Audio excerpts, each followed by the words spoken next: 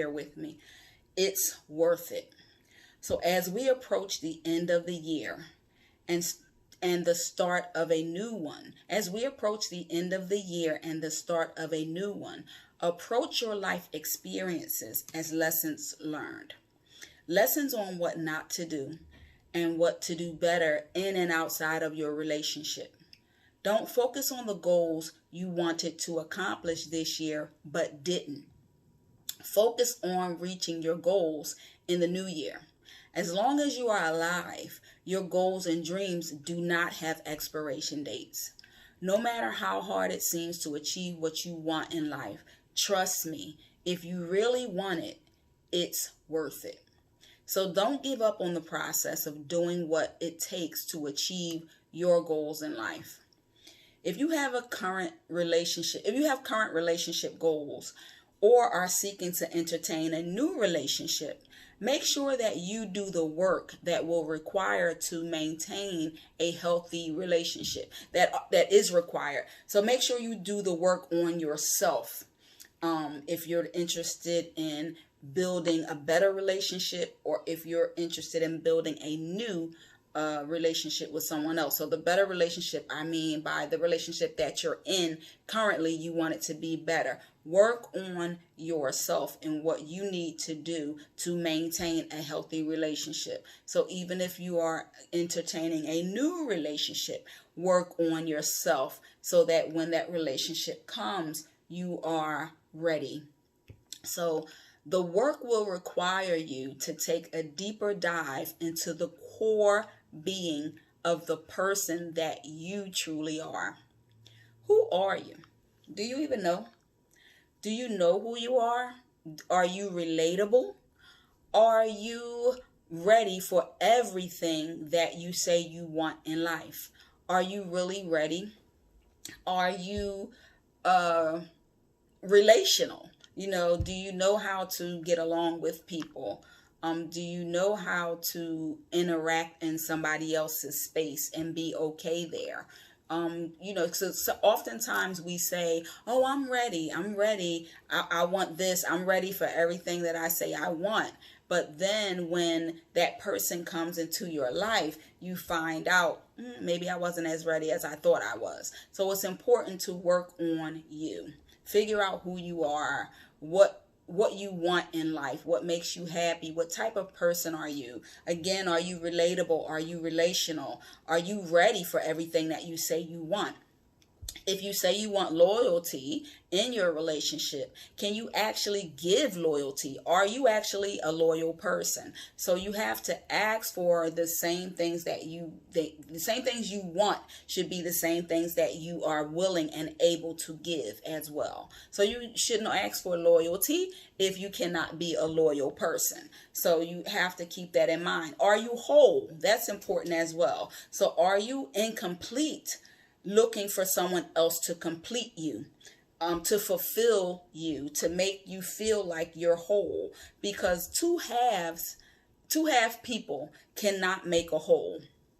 But two whole people coming together to embark on a relationship will last much longer than two halves. So work on being whole first. Work on you first. Trust me, it's worth it. If you meet the person that you believe that you can have a serious relationship with, what will you do when that person arrives in your life? So you say, well, I think I can be with this person. I think that I really like this person. I'm serious about this person, and I'm going to try to pursue this relationship, or I'm going to see where this can go. Are you ready? Are you ready for the ups and downs, the highs and lows, the good days and the bad days? Are you really ready? How do you handle challenges? How will you handle different situations that will come into play in your relationship? You have to ask yourself these things to make sure that you are whole and ready, and you're not just looking for somebody to complete you. You're already coming complete as a whole person. So there are a lot of extremely important questions to ask yourself as you embark on a new year and want to start, or if you want to start anew. So in regards to relationships, most of us know what we want, but don't always know what to do with it when we get it. We can think about what we want, but our thoughts don't usually go beyond that original thought. Oh, I want him or I want her. That's it. That's all we know. That's the gist of it. But we should think about, okay, well, when you get that person, what you going to do with them? Hello. So anyway, so we should also think about whether or not what we want is worth our time and effort by assessing the effort that the other person is putting into building a relationship with you. Is it you that's doing all the work? Is it you that's making all the sacrifices?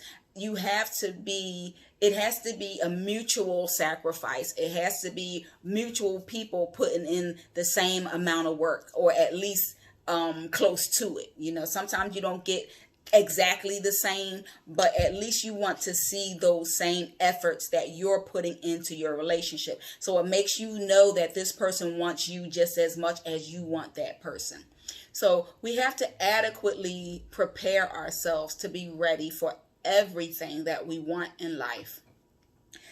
Preparing yourself is worth it, because doing so will help you maintain what you want in life.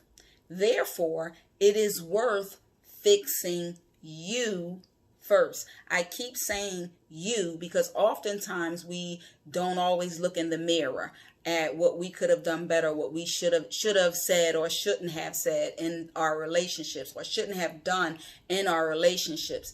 We kind of look at the other person. Well, you. And it's like, okay, well, how did you contribute to that experience? If you did contribute to that experience, most of the time we contribute to it in some way. And our intentions might be misinterpreted, but we contributed in some way. So you have to assess yourself to figure out, how could I have handled that better? Trust me, it's worth it. So no matter what you want for yourself in life, you have to be willing to make sacrifices. You have to be willing to be uncomfortable sometimes. You have to be selfless. That was an article that I wrote last month, I believe, as well. So do the work for the betterment of you, as well as for the betterment of your relationship. If you believe in it, whatever that is for you, whatever that it is for you, if you believe that he or she is worth it, then it's worth it. It's worth the effort and time that will be required of you to achieve your life and relationship goals. If you're sitting there and you're saying, well, it ain't worth it to me, then why are you there? Why are you wasting time on something or someone that's not worthy of you? Keep that in mind as well. So you have to assess and evaluate that as well. And then you have to take action towards making it that different, whatever different looks like. But you shouldn't waste time on something that you feel is not worth your time and effort. So in the last days of 2021, stop wasting time on things that don't add value to your life.